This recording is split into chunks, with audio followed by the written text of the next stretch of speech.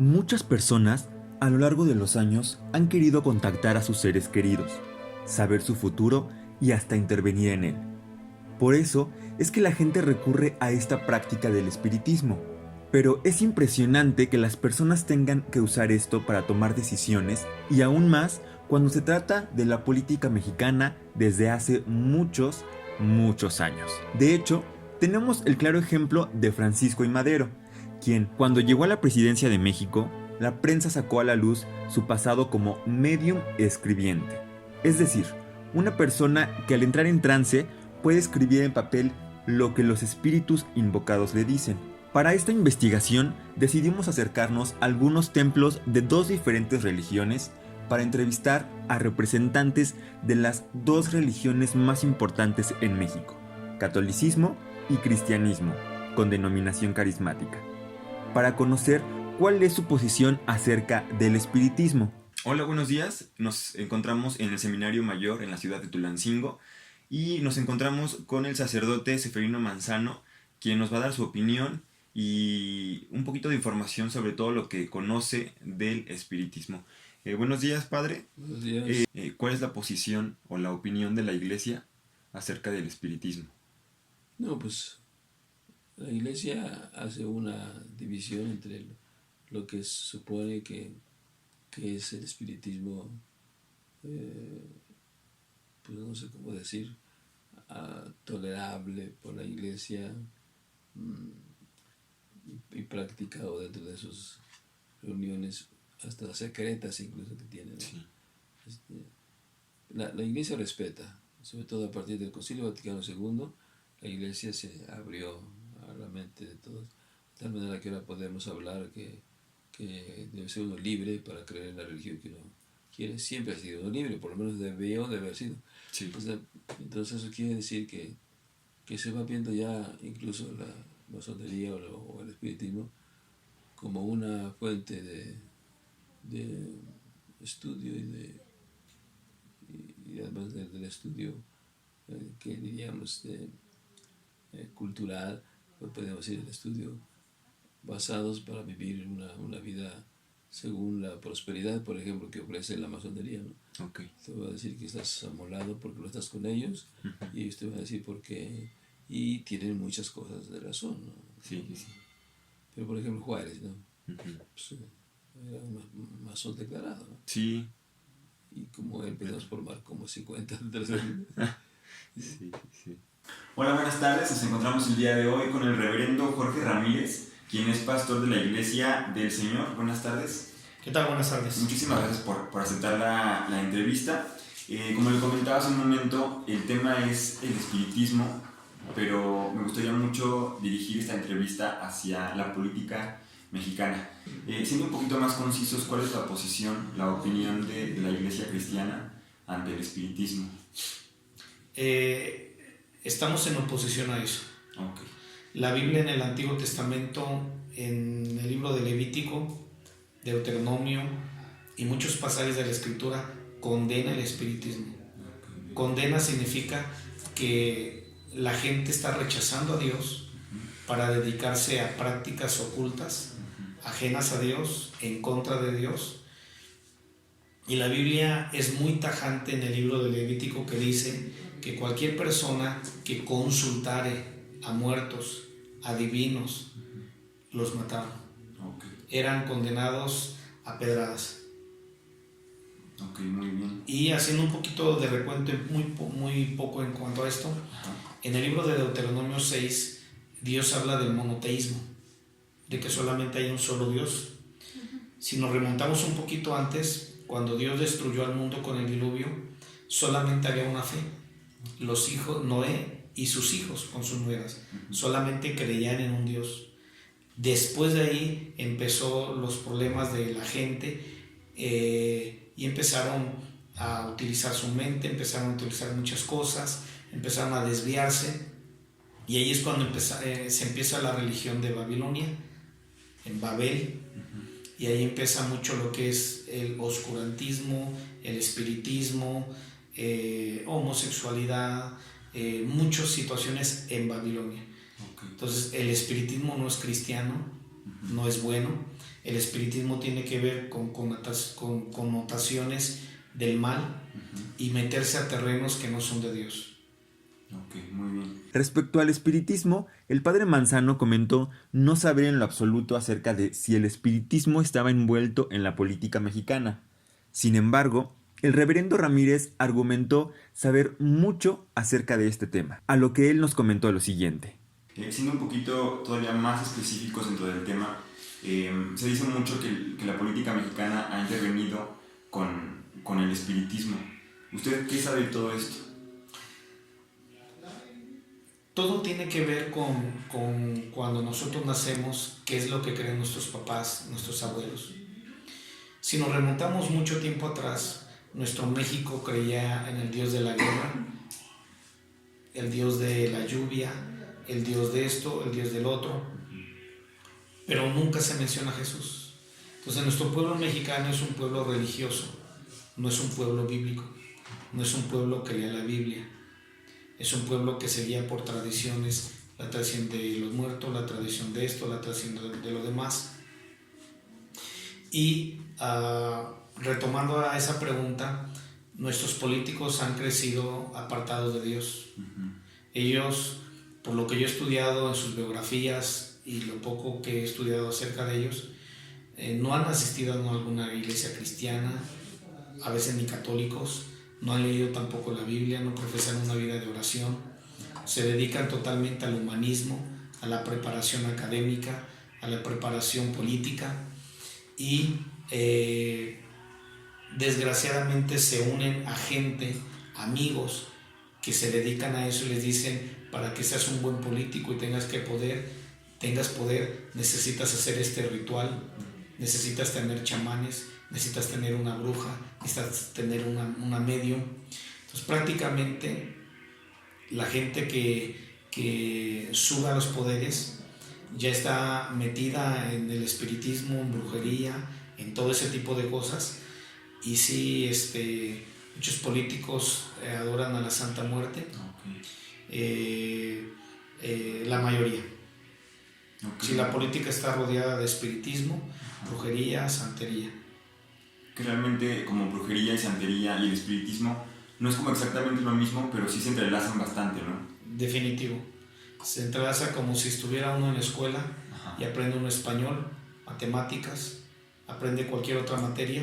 Cuando uno está metido en el espiritismo son muchas cosas envueltas ahí. Ok, muy bien. ¿Qué tanto cree que están inmersos los políticos en el espiritismo? Por no decir un 100%, un 90%, 95%. Algunos políticos, no, obviamente esto no sale en la tele, pero dentro de su gabinete hay brujos, hay brujas, y si no los hay físicamente, de vez en cuando van a Catemaco, algunos van hasta África. Una mujer política en ASEP, el Bester Gordillo, era muy sabido que iba a África continuamente, sacrificaban animales, ella se tomaba la sangre, ella, aparte de que sacrificaban a los animales, se comía algunas cosas de ahí, pero sí, muchos de los políticos están inmersos en eso. Por eso vemos tanta influencia, tantos años que dura y no hay quien los quite. Mucha influencia. Y por lo que nos comentaba antes de empezar la entrevista, no es de ahorita esto de los políticos, es de hace muchos años, ¿cierto? Como los políticos no les infunden creencias de Dios, creencias bíblicas, cristocéntricas, ¿qué es lo que la Biblia dice en cuanto a cómo debe ser el ser humano, en cuanto a cómo debe de prepararse, cómo debe ser en cuanto al ser humano? Totalmente están ajenos de Dios y se rodean con mucha gente que está inmersa en eso, los contaminan y para ellos es algo normal. Es como estudiar inglés. Para ellos estar en el espiritismo es como una creencia cristiana, judía, musulmana, una ideología, pero sí están muy metidos en eso. Ok, perfecto. Retomando el tema de Madero, los periodistas que hicieron público el tópico del espiritismo de Madero no sabían que él tomaba el espiritismo como filosofía para encontrar la verdad en el bienestar de los demás, más que para conseguir riquezas o poder. Esto no es una suposición, sino una certeza, puesto que se sabe que gracias a lo que le dijeron los espíritus, definió la sucesión presidencial y el plan de San Luis. Existen evidencias de lo antes mencionado debido a que Madero creó un libro llamado Manual Espírita, donde dejó todas las cartas escritas gracias a los espíritus. Algunas de las líneas decían textualmente lo siguiente: querido hermano, ¿no olvides que acaso desperdicias esta oportunidad de vencer? Quizá ya no sea posible que mis ardientes deseos se realicen. Al decirte esto, siento una emanación muy superior a la que tú mismo sientes. Hermanito, sé fuerte, no vayas a comprometer tu misión y hasta la mía. Piensa con frecuencia sobre las inmensas responsabilidades que pesan sobre ti. ¿Qué serás tan cobarde que sucumbas? ¿Qué será posible que viendo con tanta claridad el camino del deber, te salgas de él y vayas a comprometer el éxito de tu misión andando por precipicios? Todo esto escrito por Raúl, quien era su hermano menor fallecido, aunque también existen cartas manifestadas por un individuo llamado José y hasta del propio Benito Juárez. Todo esto lo podemos corroborar con una entrevista hecha a un historiador, quien por seguridad pidió completo anonimato. Sin embargo, lo que nos comentó fue lo siguiente: durante el efímero gobierno de Francisco I. Madero, que fue durante el año 1911 y 1913, uno de los ataques más encarnizados de la prensa tuvo su génesis en la fe con que el presidente abrazaba la doctrina espírita. Injustamente, varios diarios capitalinos calificaban a Madero como un loco que se comunica con los muertos. Francisco Ignacio Madero había sido marcado por el espiritismo desde 1891, cuando conoció casualmente las obras de Allan Kardec, padre de la doctrina espírita. Al despuntar el siglo XX, establecido en San Pedro de las Colonias, Coahuila, Madero inició formalmente su profesión de fe hacia el espiritismo. Regresaba de París dispuesto a poner en práctica una facultad que le había sido revelada en los círculos espíritas parisinos, la de medium escribiente. Las comunicaciones espíritas de Madero fueron dictadas durante las sesiones espiritistas realizadas por la Sociedad de Estudios Psíquicos de San Pedro, fundada y presidida por Madero, y que tenía por objeto propagar la doctrina del espiritismo. Curiosamente, en todas sus reuniones, cada idea, cada párrafo, cada línea era escrita por la mano de Madero, cuando se encontraba en trance, y de acuerdo con las transcripciones, los espíritus evocados se comunicaban con los asistentes a la sesión a través de la pluma del propio Madero, cuya facultad medium nímica era la más desarrollada del grupo. Desde luego, no existe ninguna prueba lógica o racional de lo sucedido durante las sesiones espiritistas y en las supuestas comunicaciones de Madero con el más allá. Lo único que permaneció para la historia fueron sus escritos, que literalmente no revelan nada del otro mundo, nada que no hubiera predicado Cristo, nada que no fueran los principios básicos de convivencia humana en cualquier momento de la historia del mundo: amor, claridad, paz, solidaridad. De acuerdo con las comunicaciones de Madero, el espiritismo era un remedio para las enfermedades del alma, un bálsamo de esperanza y un instrumento para la evolución del espíritu hacia su propia perfección. Las comunicaciones espiritistas abarcan dos periodos. El primero, de 1901 a 1904, puede considerarse como el proceso formativo, la gran preparación para avanzar al siguiente nivel espiritual. Estos 2 años se caracterizaron por las sesiones espiritistas en grupo donde Madero era el medium escribiente, y de 1901 a 1904 las comunicaciones firmadas invariablemente por alguno de los espíritus evocados eran dominadas por 2 presencias espirituales de antiguos miembros de la familia Madero. Madero cumplió con la disciplina señalada y su desarrollo espiritual avanzó a pasos agigantados. Comenzó entonces un segundo periodo de comunicaciones en el año de 1907, donde el único interlocutor era él mismo. Es importante mencionar que se hizo una solicitud de acceso a la información, específicamente a la Secretaría de Gobernación, para saber si el espiritismo está considerado en México como una religión o secta, pero después de varias semanas de espera no hubo respuesta por parte del gobierno mexicano.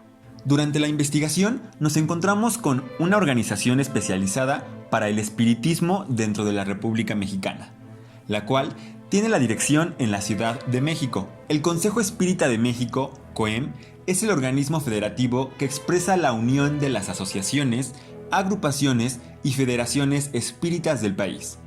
El COEM forma parte de la Comisión Ejecutiva del Consejo Espírita Internacional, CEI, que es el órgano que coordina a todas las instituciones espíritas de cada país a él afiliadas. Para tomar desde la raíz el espiritismo, es importante conocer a alguien quien se dedique a esta práctica, por lo que decidimos entrevistar a la señora Elia López Neri, quien desde pequeña cuenta con dones para contactar a los espíritus. Ella nos cuenta qué es el espiritismo, así como también cómo se desarrollan sus prácticas.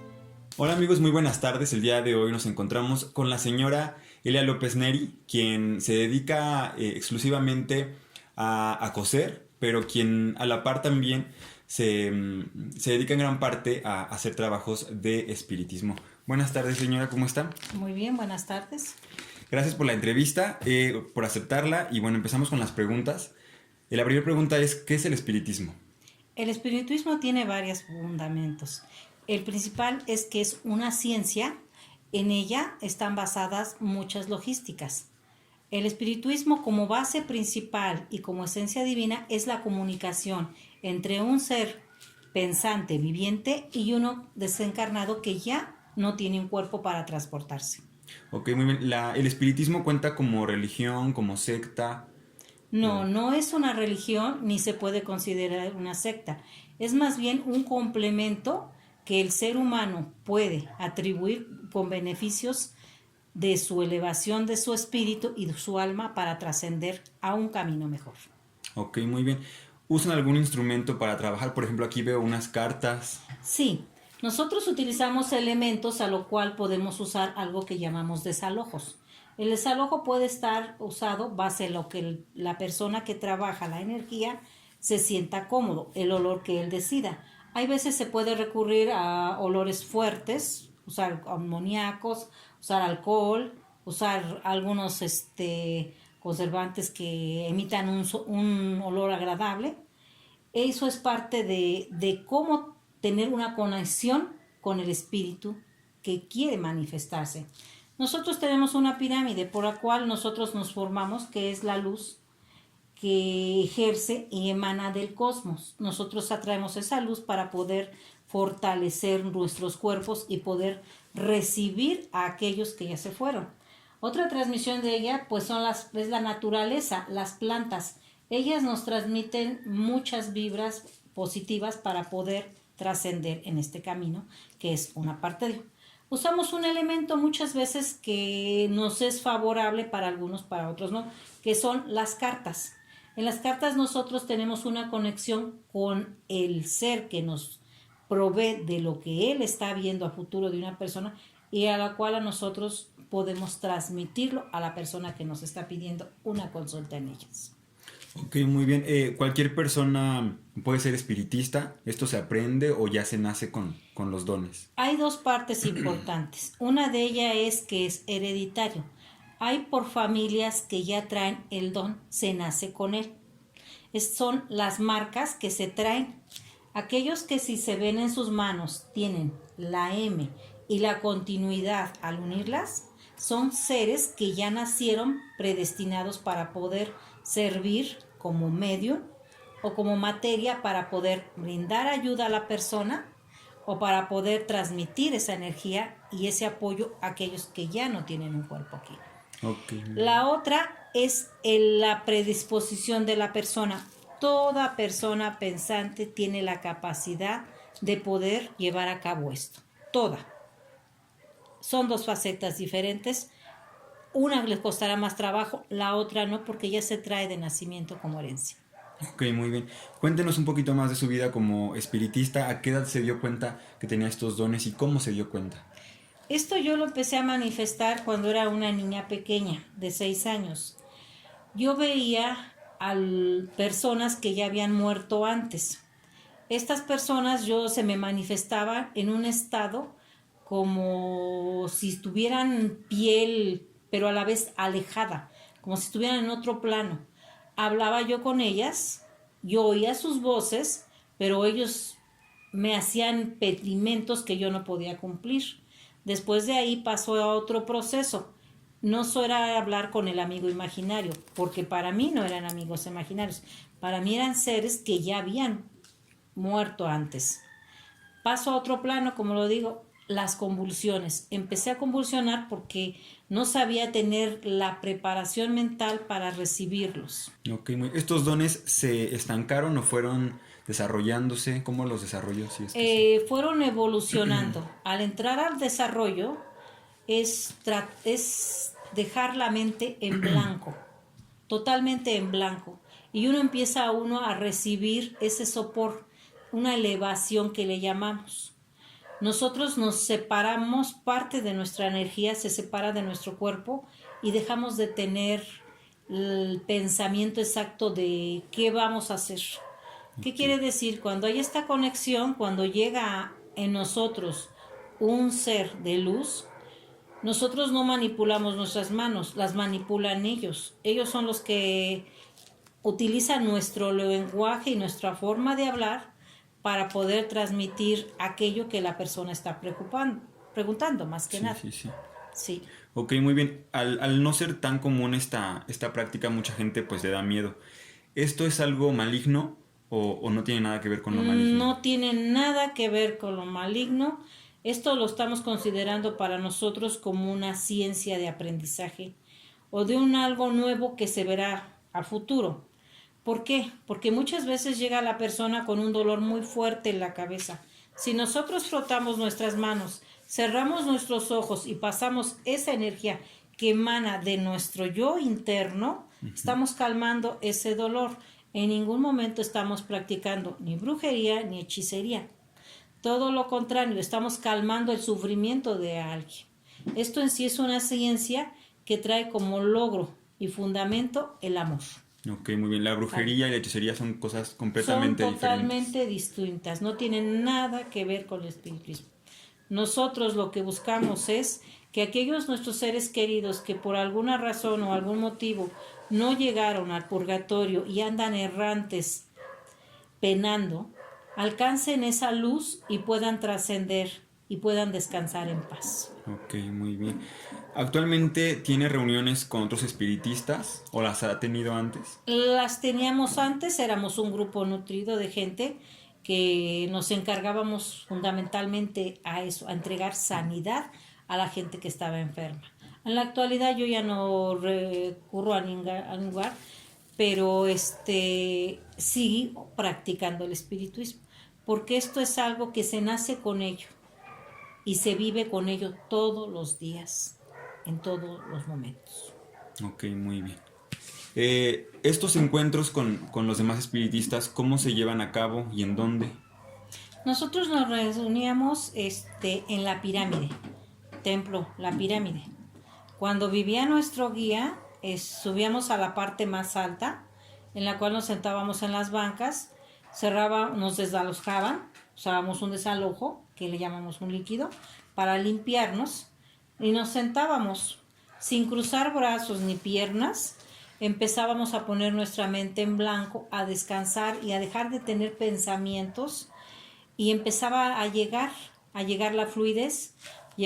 Muchas veces llegaron seres de otros tiempos, hablándonos de sus épocas, y tuvimos contacto con extraterrestres por medio de la espiritualidad. Tuvimos una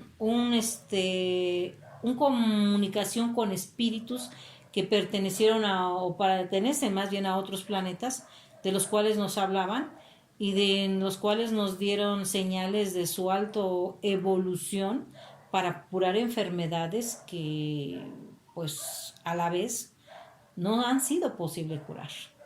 Ok, muy bien. ¿Cuál es el objetivo de estos encuentros a los que usted iba? El encuentro de nosotros era formar una familia grande, extensa, en la cual no había intervenciones, porque había compañeros que eran arquitecto, médico, incluso pues albañiles, de diferentes licenciados, contadores, gente que tenía mucha preparación.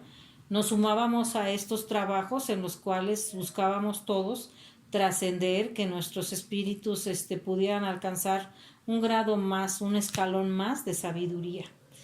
Y principalmente apoyar a aquellos que no contaban con el recurso económico pues para pagar un médico, una medicina. Nosotros por el lado de la herbolaria, que eran nuestros espíritus los que nos decían qué tenían que tomar, era la manera de sanar sus cuerpos. Nuestra base principal y todo se fundaba en el amor. Como seres pensantes siempre decidimos todos hacer una unión sin egoísmos, sin envidias, tratando de alcanzar algo mejor para nosotros mismos. Muy bien. Hace un momento nos comentaba algo del desalojo. ¿Qué es lo que lleva este líquido? Bueno, este desalojo yo a lo menos lo preparo con alcohol del 96. Le pongo flores para que y un poco de esencias. Este es un olor que nosotros nos permite hacer un paro en el instante de que llega al paso. Al olerlo, permite la llegada del ser que va a hablar. Okay. En mi caso, yo soy medium y le permito la entrada a un ser de luz que da sanidad y con el cual la persona puede platicar ampliamente o resumidamente lo que quiera saber. Ok, muy bien. Sí. ¿Qué opina de los charlatanes? De todas las personas que son falsas en esto del espiritismo. Ahí es donde existe algo que se llama revoltura. ¿Por qué? Porque muchos se dicen que son espirituistas porque dicen que te curan, que te van a limpiar y que te van a quitar el mal de ojo o el trabajo que te hicieron. Generalmente el charlatán siempre busca la manera de sacarte provecho. Económicamente te saca los miles por hacerte una limpia o por hacerte creer que tienes un trabajo. Pero nosotros definitivamente no es eso. Nosotros no podemos vender algo que Dios nos entregó, como algo supremo que es Dios, nos entregó en nuestras manos. No es para beneficio de nosotros. Aún nosotros sabiendo hacer, nunca podemos utilizar los dones que Dios nos dio en nuestro beneficio, porque entonces estaríamos quebrantando las leyes divinas. Está escrito y dicho que jamás enriqueceremos nuestro camino con algo que haya sido divino y dado por la voluntad de Dios. Nosotros sabemos que en el mundo hay un Dios supremo en el cosmos celestial y Él es el que nos guía, y por esa comunicación que hay tratamos de hacer siempre el bien. Siempre tenemos como fundamento la pirámide, porque ella atrae mucha energía, mucha luz divina para el bien de nosotros. El charlatán siempre busca sacar provecho. Y ese no es el camino de la espiritualidad. La espiritualidad tiene una esencia y una armonía interna de conexión de espíritu a espíritu para una elevación suprema y para, sobre todo, para alcanzar la meta final, que es trascender. Trascender como humano, trascender como espíritu y trascender ante los ojos divinos de un Dios supremo. Ok, es decir que las personas reales que se dedican al espiritismo no cobran, no deben de cobrar. Nunca deben de cobrar.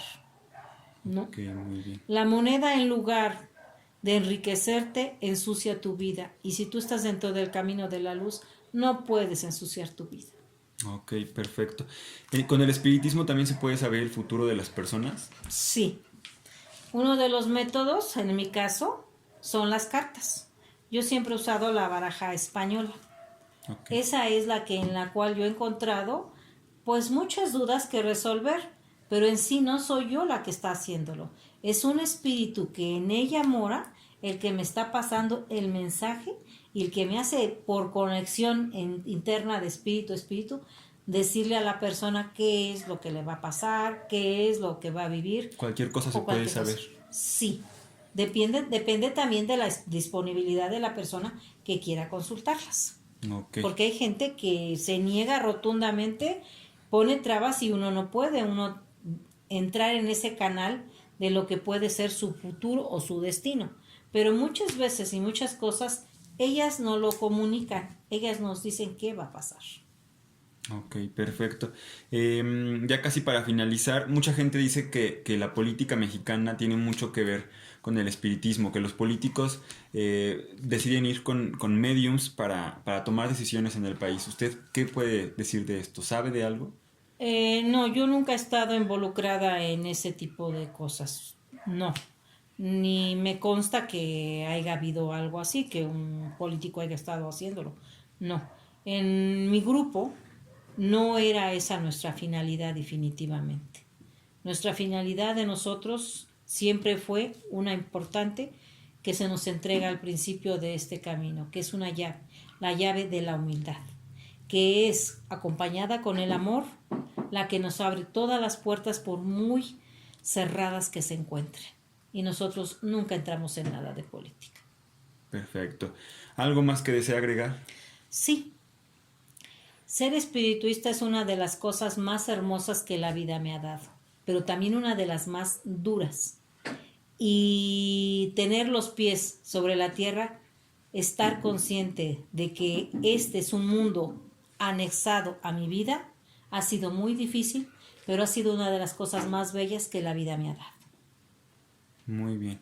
Pues eso es todo por el día de hoy. Muchísimas gracias por aceptar la entrevista y continuamos con la investigación. Muchas gracias, señora. Claro que sí, en lo que podamos ayudarles, ahí estaremos. Perfecto, muchas gracias. Nada.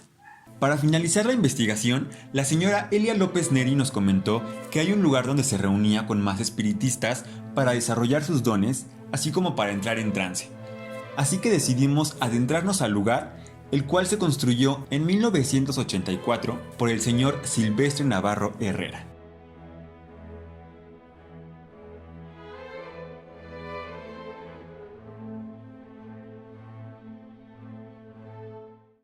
Nos encontramos en la pirámide de Tulancingo Hidalgo, un centro espiritual. Les mostraré una de las partes importantes que hay en el trascender de la vida. Nosotros estamos forjados en un árbol que es la vida. En ese árbol tenemos los principales dones que Dios nos da.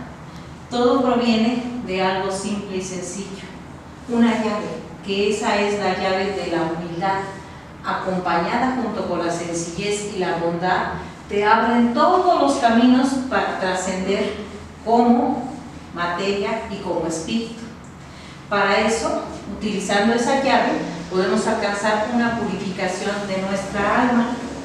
En este árbol de la vida tenemos los sentidos, la facultad, los dones, los poderes, las virtudes, la armonía, la concentración y la orientación, que es la parte equilibrada de nuestro interno y de nuestro chakra. Cada una de esas cosas van forjadas por nuestros mandamientos, que son lo supremo que se le entregó a Moisés, y eso va acompañado con la fe.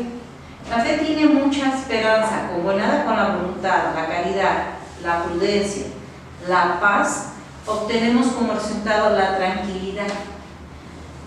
Este árbol de la vida es parte de nuestra vida diaria.